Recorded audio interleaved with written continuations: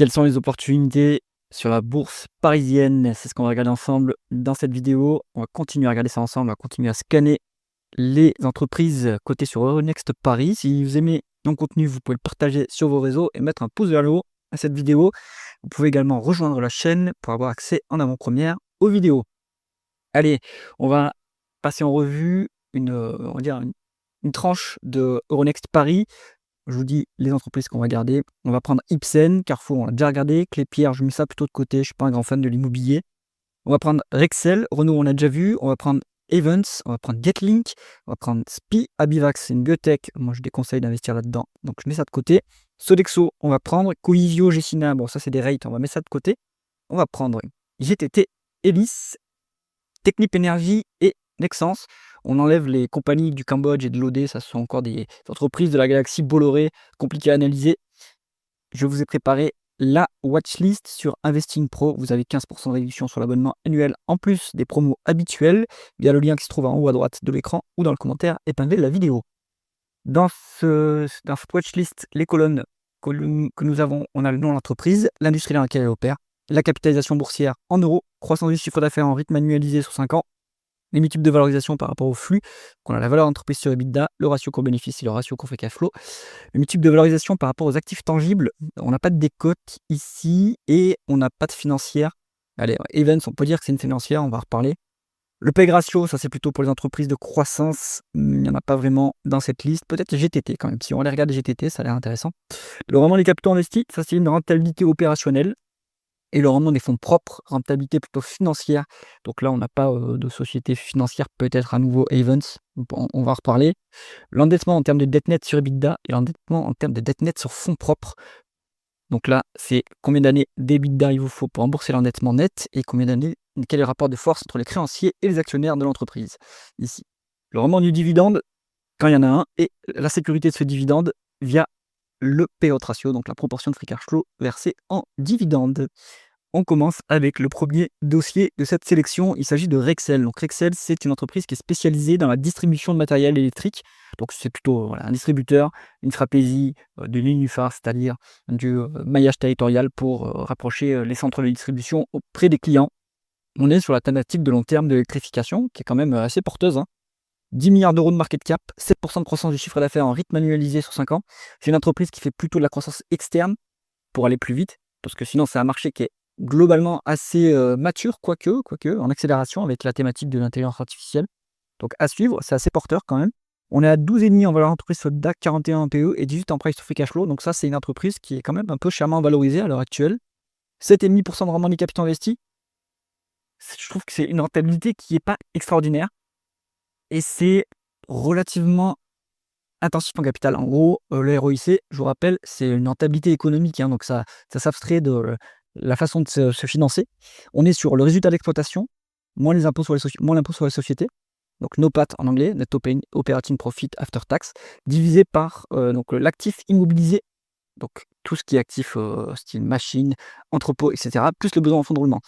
Je crois qu'ils ont un besoin en fonds de roulement qui est assez élevé, vu que c'est un distributeur, ils ont des stocks, et les actifs immobilisés, c'est tous les entrepôts, etc. Donc c'est peut-être aussi pour ça que la rentabilité n'est pas extraordinaire sur Excel. 3,1 fois l'EBITDA en dette nette, 86% des fonds propres. En termes d'EBITDA, ça a l'air un peu élevé, mais par rapport aux fonds propres, on est en dessous de 100%, ce qui reste convenable, surtout pour une entreprise qui fait de la croissance externe. 3,5% de rendement du dividende avec 63% des payout ratio en termes de free cash flow, ce qui est soutenable. Donc Rexel, pour l'instant, niveau multiple, je trouve que c'est un peu cher payé. Niveau croissance, bon, ça accélère un petit peu, mais c'est rien de foudroyant non plus. Je pense que c'est pas un niveau d'intervention sur Excel, plutôt à l'écart à l'heure actuelle. Allez, ensuite, on est sur Ipsen. Donc, c'était un laboratoire pharmaceutique, 10 milliards d'euros de market cap. Donc, cette industrie est quand même un peu plus dangereuse que les industries plus traditionnelles. Donc, c'est pour ça que les multiples ne sont pas très élevés sur ce genre d'entreprise. On est sur 6% de croissance du chiffre d'affaires en rythme annualisé sur 5 ans, 7 en valeur d'entreprise sur EBITDA, 22 en PE, 12 en price to free cash flow. Bon, c'est relativement pas trop cher, surtout en price to free cash flow. Les bénéfices, à mon avis, sont impactés par du non-cash. C'est pour ça qu'on a des free cash flow qui sont plus élevés que les bénéfices nets. On est sur 17% dans le monde des capitaux investis. En fait, les pharmacies, les laboratoires pharmaceutiques ont un moat, ils ont un avantage concurrentiel, c'est évidemment les brevets qu'ils détiennent sur les molécules et donc ça leur assure une rentabilité qui est assez élevée. Donc 17 là-dessus, l'entreprise, elle crée de la valeur, hein. Je vous rappelle l'équation de création de valeur, Economic Value Added, une formule qui a été théorisée par, McKinsey. C'est le rendement des capitaux investis moins le coût moyen pondéré du capital, donc ROIC moins WACC en anglais. Le WACC, c'est, les en gros, la moyenne entre le taux d'endettement, le coût de la dette et le coût des capitaux propres, modulo les économies d'impôts que vous faites, puisque les intérêts sont déductibles des impôts. Donc là-dessus, une entreprise comme Ipsen, bon, c'est plutôt, même si c'est un peu dangereux, c'est un peu risqué, le coût moyen pondéré du capital, il doit être maxi 9 8-9 Donc là, il y a quand même un gros différentiel. Donc l'entreprise, elle crée de la valeur à long terme. On est sur la trésorerie nette. Qu'est-ce qu'ils en font de cette trésorerie? Parce qu'à mon avis, elle appartient quand même aux actionnaires, hein. C'est pas dans leur modèle d'affaires d'être structurellement à besoin en fonds de roulement négatif. C'est-à-dire que l'entreprise a optimisé ce BFR, mais donc on a de la trésorerie qui s'accumule, alors que l'entreprise n'est pas très généreuse avec ses actionnaires, hein. 1,2 de rendement du dividende. Alors, le niveau de rendement en soi ne dit rien de la générosité, mais c'est le niveau de payout ratio ici, 14. Bon, en fait, ils ne reversent pas grand-chose en termes de dividendes, alors que c'est pas un marché qui est très croissant, hein. Il n'y a pas énormément de croissance dans l'industrie. Donc, ce cash-là, maintenant, il va commencer à s'accumuler. Et donc, si l'allocation du capital est mauvaise, eh bien, le cash qui s'accumule en trésorerie, il est décoté. Ce qui fait qu'au moment où l'entreprise va se mettre peut-être enfin à verser un dividende, ça va aussi faire monter le cours de l'action, puisqu'on a un cash qui est moins décoté au bilan. Bon, donc Ipsen, ça peut être intéressant, mais il faudra un catalyseur style un investisseur activiste. Donc il faut voir si c'est possible qu'il y ait un investisseur activiste puisqu'il faut regarder la structure du capital, hein, si la gouvernance est verrouillée par les fondateurs ou autres, ou un actionnaire majoritaire, bon, ben, l'activiste n'aura pas beaucoup de champ de manœuvre. Par contre, voilà, si jamais ça se réveille, on pourrait avoir un dividende assez intéressant. Pour l'instant, c'est pas très chèrement valorisé. Bon, je pense que c'est plutôt mou, plutôt défensif. Il y a peut-être mieux à faire que du Ipsen. Allez, Evans. On est sur la filiale de la Société Générale qui fait de la location de véhicules longue durée. Attention, en fait, c'est une entreprise qui est régulée comme une banque, hein. Donc, ils doivent mettre, comme les banques, des fonds propres, des capitaux propres. Alors, c'est le Core Equity Tier 1 ratio là, qui est surveillé par le régulateur. C'est-à-dire qu'ils doivent mettre des actifs liquides de côté en cas de coup dur. Donc, ça pèse sur la rentabilité, hein. Regardez la rentabilité, elle a 8 de rendement des fonds propres, alors qu'on a un levier qui est énorme. Donc, c'est pas extraordinaire, hein. Donc Evans, 10 milliards d'euros de market cap, forte croissance en rythme annualisé sur 5 ans, mais ça en fait c'est le fruit de la fusion avec LeasePlan, qui était une entreprise qui faisait de la location de véhicules longue durée aux Pays-Bas. Donc Evans est là, à mon avis, largement le numéro 1 en Europe, hein, sur la location de véhicules. On est sur 13 en valeur d'entreprise sur EBITDA. Bon, vu que c'est une financière, en fait, il faut regarder plutôt le PER. 11,5 pour une financière, moi je préfère qu'on soit en dessous de 10 parce que c'est un secteur qui est très réglementé, qui est un peu risqué. On n'a pas de décote sur actifs tangibles non plus. Donc il nous manque les 2 marges de sécurité qu'on veut sur une financière. Malheureusement, on ne les a pas ici. Bon, l'intérêt ici, c'est le dividende, 6,5%, ça c'est faux. Alors il faut regarder le payout ratio en termes de bénéfice net pour une banque. Même si c'est pas une banque, mais bon. Donc 6,5%, il faut regarder si c'est soutenable. À mon avis, ça l'est quand même, et surtout que l'actionnaire majoritaire, qui est la Société Générale, veut son gros dividende. Donc ça peut être intéressant pour du dividende, mais je trouve que c'est un peu risqué, hein. Et puis c'est un peu chèrement valorisé pour la qualité que c'est. La rentabilité n'est pas exceptionnelle. Donc Evans, à nouveau à l'écart de ce dossier. Getlink, on est sur le Eurotunnel. Donc c'est une société d'infrastructure. 9 milliards d'euros de market cap, 8,5% de croissance du chiffre d'affaires en rythme annualisé sur 5 ans. Donc là, ça me surprend un peu que ça soit aussi élevé. Il faut regarder s'ils ont fait des acquisitions. Je ne connais pas bien leur portefeuille d'actifs. Il faudrait regarder. 17 en valeur d'entreprise sur EBITDA, 34 en PE, 13 en price to free cash flow. C'est cher, c'est cher. On est sur 6% de rendement des capitaux investis. C'est pas une rentabilité qui est très bonne. Beaucoup de leviers engagés dans ce genre d'entreprise, c'est normal pour les infrastructures. Donc mécaniquement, ça fait monter le rendement des fonds propres à 11%. Bon, vu le niveau de levier, c'est pas incroyable, hein, 11% de rendement des fonds propres. Et on est quand même pas mal endetté. Ce genre d'entreprise peut s'endetter sans problème à des taux d'intérêt préférentiels. À ce niveau-là, on va dire, c'est élevé quand même. Même pour une boîte d'infrastructure, 5 fois, c'est quand même très élevé. Je pense qu'il devrait un peu se désendetter. On est sur 3,6% de rendement du dividende, 48% de payout ratio en termes de free cash flow.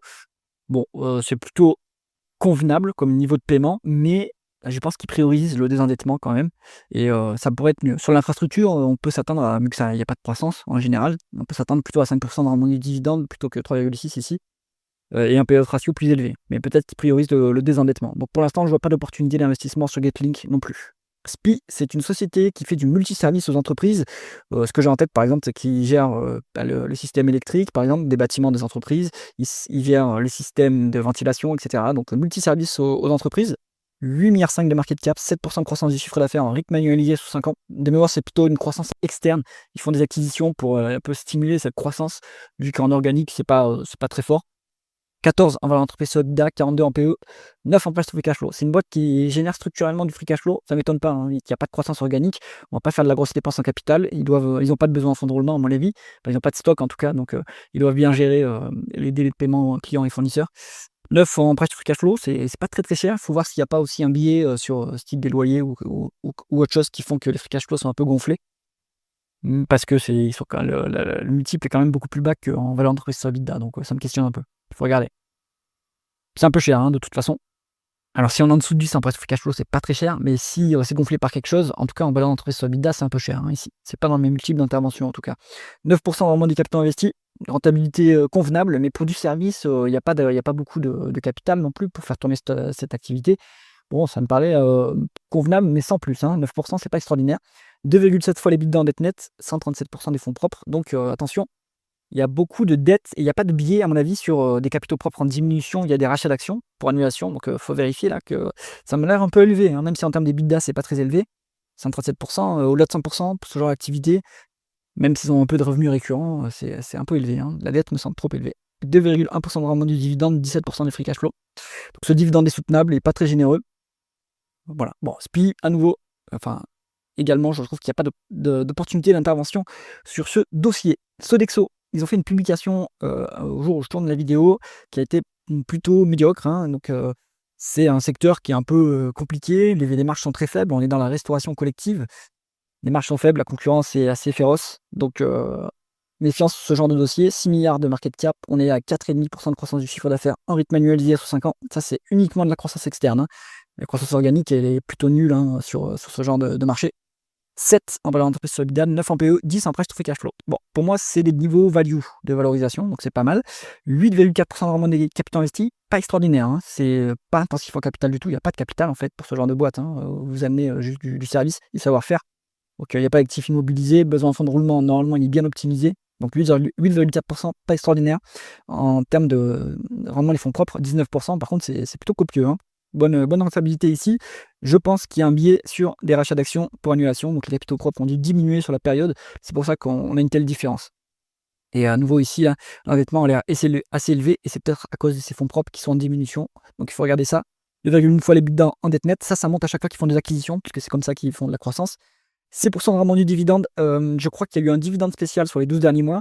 Donc il faut aller vérifier ça. Je ne pense pas que sur 2026, on ait ce niveau de rendement. Il sera à moitié moins que ça, je pense. 62% de payout ratio. C'était soutenable en tout cas, ce versement-là. Bon, donc Sodexo, compliqué. Si la valorisation baisse encore plus, peut-être que ça peut se jouer d'un point de vue value, hein. À ces niveaux-là, ça m'étonnerait pas qu'on voit apparaître, si c'est pas déjà le cas, ce titre dans le portefeuille d'Indépendance AM, en gros le fonds France Value, puisque ça commence à être des critères de valorisation qui peuvent l'intéresser, notre ami William Higgins, donc il faut regarder. Et surtout que la rentabilité, bon, elle n'est pas extraordinaire, mais c'est pas si mal. C'est pas si mal. Donc peut-être que ça va jouer, ça va être intéressant d'un point de vue value. Peut-être qu'il faut attendre un petit peu que le multiple continue de baisser un petit peu pour l'intervention. L'avantage de ce genre de marché, c'est que c'est plutôt résilient, c'est plutôt défensif. Donc finalement, il y a une bonne récurrence des revenus, donc le risque est plutôt faible. Donc Sodexo, plutôt sous surveillance, hein. Je pense que ça peut se mettre en watchlist pour peut-être éventuellement en acheter quand on a un niveau d'intervention légèrement plus optimal, mais là on n'est pas loin à mon avis. GTT, donc on est dans le leader mondial des membranes cryogéniques pour le transport de gaz naturel liquéfié. Donc marché qui est en plein boom, hein, suite à la coupure du gaz russe, en tout cas la coupure de la distribution du gaz russe en Europe. Donc GTT équipe les métalliers qui font venir le gaz naturel liquéfié du Qatar, des États-Unis. Donc le marché porteur, et en plus on est un leader mondial, c'est très bien. 6 milliards d'euros de market cap, 17% de croissance du chiffre d'affaires en rythme annualisé sur 5 ans, ça c'est de la croissance organique. C'est explosif, très forte croissance. Pourtant, le marché ne met pas des gros multiples sur cette entreprise, hein. 14 en valeur d'entreprise sur EBITDA, 16 en PE, 17 en price to free cash flow. Moi je trouve que c'est raisonnable encore comme valorisation vu la croissance, hein. En PEG ratio, on est à 0,7. Donc le PEG ratio, c'est un ratio qui vous donne la cherté d'un de la croissance des bénéfices. Donc ça, on prend le PER forward, hein, donc le multiple de le multiple de bénéfices des 12 prochains mois divisé par la croissance des bénéfices. Donc les deux sont basés sur les estimations d'analystes, hein, donc attention quand même. Est-ce que les analystes se trompent ou pas? En gros, ça a une valeur s'il y a beaucoup d'analystes qui suivent le dossier et qui se trompent pas trop.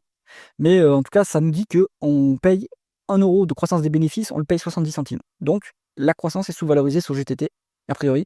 La rentabilité est énorme, 68% de rendement des capitaux investis, donc il y a peut-être un biais quelque part aussi dans le calcul, mais même, ils ont un moat extraordinaire. Ils ont en gros tout leur savoir-faire. Cette membrane, c'est du savoir, c'est breveté, etc. Donc là-dessus, ils sont quasiment en monopole. Donc ils ont un avantage concurrentiel durable sur leurs produits, et c'est ça qui leur assure une rentabilité exceptionnelle. Beaucoup de cash au bilan. Ils en font quoi? En fait, ils font pas d'acquisition, hein, je crois pas, donc ils ont du cash qui dort un petit peu et en fait, ils le distribuent assez généreusement aux actionnaires. Donc c'est du cash, à mon avis, qui va, à fur et à mesure, qui va disparaître, voire ils vont faire des dividendes exceptionnels. Donc on a 5% de rendement de dividendes, 82% de pénétration en termes de free cash flow. Donc ça peut paraître élevé, mais sauf que comme on a de la trésorerie, on peut le verser, hein, ces dividendes. Donc là, vous avez le beurre et l'argent du beurre, hein, sur GTT, vous avez de la croissance, une valorisation qui est pas encore trop chère, et surtout la valorisation de la croissance, et en plus vous avez un dividende bien assuré de 5%. Donc vous avez appréciation du capital plus dividende. Là, quoi demander de plus? Je me le demande, hein, quand même. Donc GTT, absolument, hein, ça se met en watchlist. C'est un très très beau dossier. À mon avis, ils finiront dans le CAC 40 dans quelques années. Elis, on est sur une entreprise de services. Ils sont spécialisés dans la blanchisserie industrielle, et après ils se diversifient, ils ont d'autres activités maintenant, mais leur cœur de métier, ça reste les usines de traitement du linge. Donc leurs clients, ce sont les restaurants, les hôtels et aussi les hôpitaux. Donc ça, c'est un métier un peu, c'est un segment un peu de niche, mais ça, c'est plus rentable. 6 milliards d'euros de market cap, 7% de croissance du chiffre d'affaires en rythme annualisé sur 5 ans. C'est une entreprise qui fait de la croissance externe, hein, surtout. 7 en valeur d'entreprise sur EBITDA, 16 en PE, 10 en price to free cash flow. C'est pas très cher. C'est un dossier qui est value. On le retrouve, hein, d'ailleurs dans le fonds France d'Indépendance AM. La croissance, il n'y a pas beaucoup de croissance en réalité, hein, c'est la croissance externe, donc ce ratio, on va le mettre de côté. Le rendement des capitaux investis, par contre, il a 5%, et ça, c'est pas extraordinaire. Donc avec le levier qui est engagé, quand même pas mal, on a un bon rendement des fonds propres à 11%. Après, ça se surconvertit en free cash flow, le résultat opérationnel, parce qu'ils n'ont pas des énormes dépenses en capital, hors dépenses en capital de maintenance, qui font surtout de la croissance externe. Donc, bon, cette rentabilité, elle n'est pas extraordinaire. Le rendement des fonds propres est un peu mieux. Le rendement des fonds propres comparé au coût des capitaux propres, même si c'est pas une entreprise cyclique, hein, c'est une entreprise qui a une bonne visibilité, bonne régularité du revenu. Donc le coût des capitaux propres, il doit être à 9,5%. Attention, hein, il y a deux choses, hein. Il y a le WACC et il y a le coût des capitaux propres. Et dans le WACC, vous avez le coût des capitaux propres. Le WACC, c'est le coût de la dette, la moyenne du coût de la dette et du coût des capitaux propres. Le coût des capitaux propres, ça s'estime avec la formule, avec le bêta, etc. Donc là, je vous renvoie vers la théorie financière. Mais donc, coût des capitaux propres pour du Elis, business prévisible, pas trop risqué, 9,5% à mon avis. Bon, donc ils créent de la valeur quand même, hein, un peu marginalement, mais ils en créent. Beaucoup de dettes, par contre, hein, en termes de capitaux, dette nette sur capitaux propres, c'est plus de 100%, et c'est leur modèle d'affaires qui est comme ça. En fait, ils font de la croissance externe surtout. Donc, en ce moment, les taux d'intérêt sont plutôt élevés, donc ça freine un peu leur croissance, leurs ambitions. Mais bon, 2,5 en termes d'EBITDA, ça reste gérable. 1,8% de rendement du dividende, c'est ça en fait le contre-coup, hein, c'est qu'il faut rembourser la dette, donc le dividende n'est pas très élevé. 18% des fonds propres, 18% des free cash flow, pardon, versent en dividende. Donc voilà, c'est pas extraordinaire au niveau dividende. Au niveau valorisation, c'est pas très cher, et c'est plutôt défensif. Donc ça se regarde, hein, Elis. Technip Energy, on est sur une entreprise spécialisée dans l'ingénierie du pétrole et du gaz, donc l'ingénierie, les projets qui mettent en place les plateformes pétrolières et gazières, etc. Donc ce modèle d'affaires est très bien parce que vous êtes à besoin en fonds de roulement négatif structurellement, vu que vous n'avez pas de capitaux engagés. Vous êtes uniquement là pour aider vos clients en apportant du savoir-faire technique. C'est un modèle d'affaires finalement peu risqué. Maintenant, c'est cyclique, hein, parce que leurs clients, c'est quand même des clients d'énergie. L'énergie, c'est très cyclique, donc il faut l'avoir en tête. 6 milliards d'euros de market cap, 3% de croissance du chiffre d'affaires en rythme annualisé sur 5 ans. Ça, c'est que de la croissance organique. Ils ne font pas trop d'acquisitions. Enfin, ils font un peu d'acquisitions. Dernièrement, ils en ont fait une. Mais le gros, ça reste quand même de la croissance organique qui n'est pas très élevée non plus, hein, vu que c'est un marché cyclique. 7 en valeur d'entreprise sur EBITDA, 15 en PE, 6 en price to free cash flow. Pour moi, c'est value, hein, Technip Energy. On est sur 10% de rendement des capitaux investis. On va dire que c'est bien. sans être extraordinaire pour un business qui est pas intensif au capital. Donc 10%, on va dire, c'est correct. Pléthore de cash net, mais ça appartient pas aux actionnaires, évidemment, puisqu'ils sont en besoin en fonds de roulement négatif. Ce sont les clients qui apportent les capitaux pour réaliser les projets. Et donc, cet argent est déboursé au fur et à mesure de l'avancement du projet. Donc, il y a une partie qui est rendue aux actionnaires, mais c'est le gros, ça sera pas rendu sous forme de dividendes exceptionnels ou de rachat d'actions, évidemment. 2,6% vraiment du dividende, 16% de payout ratio en termes de free cash flow. Ce dividende est soutenable. Technip Energy, pour moi, c'est un bon choix d'un point de vue value également. Attention, c'est un peu cyclique, mais bon, la valorisation reflète cette cyclicité, donc c'est pas trop mal. Et enfin, on est sur Nexans. Donc, on est dans un producteur de câbles électriques, mais pas que du câble, du petit câble, hein. Ils font aussi des câbles sous-marins, etc. Donc, un vrai savoir-faire. On est sur la thématique de long terme de l'électrification de l'économie, ce qui est très porteur. Les 5,5 milliards de market cap, 5% de croissance du chiffre d'affaires en rythme annualisé sur 5 ans. Donc il y a quand même de la croissance, je pense que ça va accélérer hein, avec l'électrification. 7 en valeur d'entreprise serait date 12 en PE, 9 en prestation free cash flow. C'est pas très cher non plus. Ça, bon, c'est un peu plus cher que ma zone value, mais pas trop loin non plus. On est à 11% de rendement des capitaux investis, c'est pas mal. Hein. C'est une bonne rentabilité pour un business intensif en capital. 0 une fois les bidas en dette nette, 2,5% de dette nette sur capitaux propres, donc pas de problème, il n'y a pas de dette en fait. 2% de rendement du dividende, 19% des free cash flow versés vers des dividendes, donc 19% de free cash flow versé en dividende. On est plutôt pas mal sur Nexans également. Hein. Pour moi, ça se met aussi dans une watchlist value. C'est intéressant et je pense que la croissance va s'accélérer. Allez, c'est l'heure du top dans cette sélection. En numéro 1, la meilleure qualité de cette sélection, c'est évidemment GTT. Superbe entreprise, très rentable, beaucoup de croissance et beaucoup de dividendes. Donc il y a tout sur cette boîte. En 2, on peut se mettre du Technip en 2 d'un point de vue value, avec un dividende qui commence à apprécier tranquillement, une rentabilité qui est correcte, un peu cyclique, mais ça se regarde. En numéro 3, je mettrai plutôt du Nexans. C'est pas très cher. On est sur une thématique de long terme, la rentabilité est bonne. En 4, on va pouvoir regarder du Elis aussi, défensif. Voilà, faut pas s'attendre non plus à faire une énorme croissance du capital, mais à mon avis, ce sera plutôt une croissance régulière du capital, sans trop de volatilité, donc c'est pas mal. Et en 5, on peut mettre du Sodexo sur surveillance, vu qu'on commence à avoir des multiples qui semblent sympathiques sur un métier qui est plutôt défensif et qui est plutôt pépère, donc il n'y a pas trop de risques non plus.